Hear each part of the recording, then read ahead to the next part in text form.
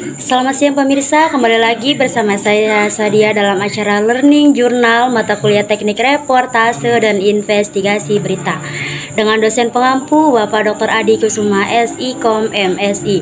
Pada pertemuan kali ini, tepatnya di hari Senin tanggal 30 bulan Oktober tahun 2023, kelas KPI 5C seperti biasa melakukan presentasi yang dimana pertemuan kali ini dipandu oleh kelompok 5 yang membahas mengenai struktur penelitian berita investigasi, mengemas laporan penulisan berita investigasi, jenis-jenis berita investigasi, dan tujuan pelaporan berita investigasi. Kelompok 5 memulai diskusi di jam 8:20 di hari Senin tanggal 30 bulan Oktober tahun 2023. Pembahasan pertama yang dibahas oleh kelompok 5 yaitu mengenai jenis-jenis berita investigasi dan tujuan pelaporan berita investigasi. Menurut Bill Kawach dan Tom Recensi, terdapat 3 jenis berita investigasi, yaitu yang pertama reportase investigasi original, reportase investigasi interpretasi, dan reportase mengenai investigasi.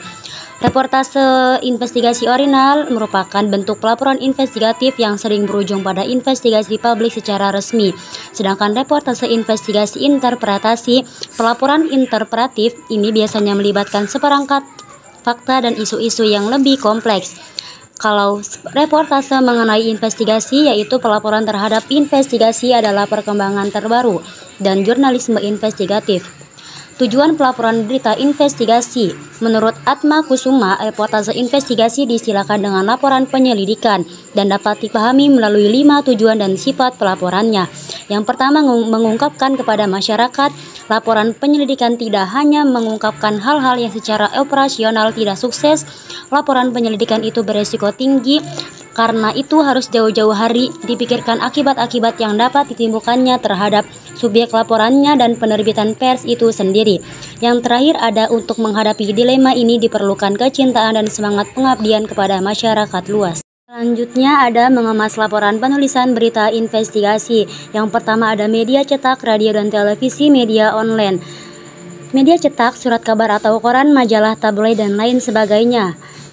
Dalam hal pengemasan sebuah laporan investigasi yang dipublikasi media online, internet bisa paling atraktif dibandingkan ketiga jenis yang tadi.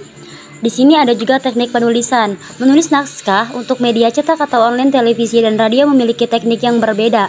Media cetak menggunakan bahasa tulis, sedangkan televisi dan radio menggunakan bahasa tutur atau lisan. Ada 7 elemen dalam teknik penulisan berita, termasuk dalam berita investigasi: praproduksi, produksi, dan pasca produksi, kegiatan jurnalisme investigasi. Nah, proses produksi berita sangat mengutamakan kecepatan dalam kegiatan produksi maupun penyajian hasil karyawan kepada audiens. Informasi atau pesan yang disampaikan harus faktual dan mengandung nilai penting serta menarik untuk dikonsumsi halayak. Dalam proses produksi juga yang bersifat time concept terikat dengan waktu, proses perencanaan, proses produksi, dan proses editingnya harus dilakukan secara cepat, karena produksi berita seperti ini mengajar nilai aktualitas berita. Selanjutnya ada struktur penulisan berita investigasi. Menurut menulis investigatif reporting berbeda dengan menulis berita langsung, karena investigatif reporting memerlukan lebih banyak sumber, lebih banyak bahan, dan lebih banyak fakta. Sedemikian banyaknya bahan dapat menyebabkan tersesat. Agar tak tersesat, dianjurkan agar mulailah dengan membuat outline agar berita tersusun rapi, tidak ada yang keliru. News yaitu apa yang terjadi atau akan diperistiwakan. Konteks yaitu latar belakang dari kejadian atau tren gejala. Scope yaitu apakah peristiwa lokal menjadi bagian dari peristiwa atau gejala di tingkat nasional. Edge yaitu kemana berita hendak diarahkan, apa yang terjadi kemudian, dan yang terakhir ada impact, sesuatu yang menjadi perhatian. Yang saya sebutkan tadi ialah kelima elemen tersebut menyangkut yang news, konteks, scope, edge, dan impact. Selanjutnya ada mengemas laporan penulisan berita investigatif. Yang tadi saya sebutkan ada media cetak, radio, dan televisi, dan yang terakhir ada media online atau internet. Nah, mungkin itu saja sedikit materi yang disampaikan oleh kelompok 5 pada pertemuan kali ini. Saya Sadia pamit undur diri.